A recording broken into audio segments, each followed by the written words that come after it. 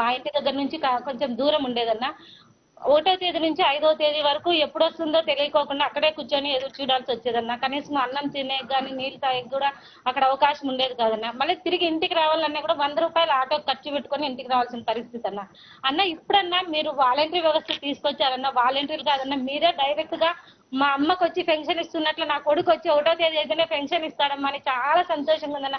పొద్దున్నే 6 గంటలకే వాలంటీర్ వచ్చి తలుపు తట్టి అమ్మ పండుకున్నట్లే లేపి, అమ్మ 90 ఏంటమ్మా మీకు డబ్బులు పెన్షన్ వస్తుందని చెప్పి ఇస్తున్నారన్న.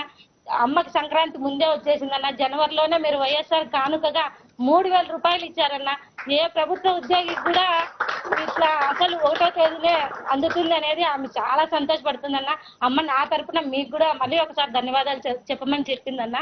నిజంగా నాకు పెద్ద కొడుకు అమ్మ ఆయన అని చెప్తుందన్న అమ్మ కూడా. అన్న ఇలాంటి సంక్షేమ పథకాలు ఏ టైంలో కూడా, అంటే కరోనా టైంలో కానీ, తర్వాత మీరు కులం చూడడం లేదు, మతం చూడడం లేదు, రాజకీయం చూడడం లేదు, ఏమీ చూడడం లేదన్న.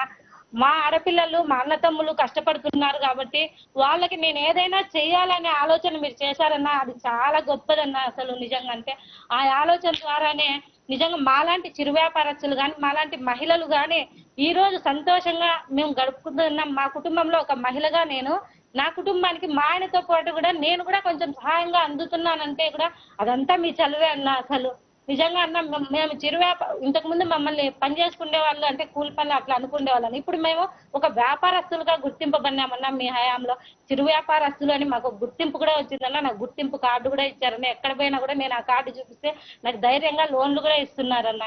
అన్న మీరు మాకు సీఎం గా రావడం అనేది నిజంగా మా ఆంధ్రప్రదేశ్ అదృష్టం అన్న. అది అన్న మిమ్మల్ని తిరిగి మేము పదే పదే గెలిపించుకుంటామన్నా, అది మా బాధ్యతగా మేము భావిస్తున్నామన్నా. మీరు సీఎం గా మాకు ప్రతిసారి కూడా రావాలన్నా. అన్న నాకు ఇల్లు కూడా లేకుండా ఉండేదన్న. మీ ద్వారా జగనన్న కాలనీలో నాకు ఇల్లుగానే వచ్చిందని నేను ఇప్పుడు ఒక ఇంటి దాన్ని కూడా అయినానన్న. నిజంగా ఇవన్నీ కూడా మీరు పెట్టిన నిజంగా మాకు ఒక భిక్ష మాదిరిగా అనుకోవాల్సిందేదన్నా. నాకే కాదన్నా, నాలాంటి మహిళలందరికీ కూడా చాలా ఇప్పుడు చెప్తున్నారన్న, మీరు చెప్తున్నారు లక్షల్లో వేలల్లో అంటే వింటుంటేనే వాళ్ళు పులకరిస్తుందన్న. నిజంగా అంటే ఇంతకు ముందు పేదవాళ్ళని ఎవరు కూడా అంత గుర్తించే వాళ్ళు కాదన్న.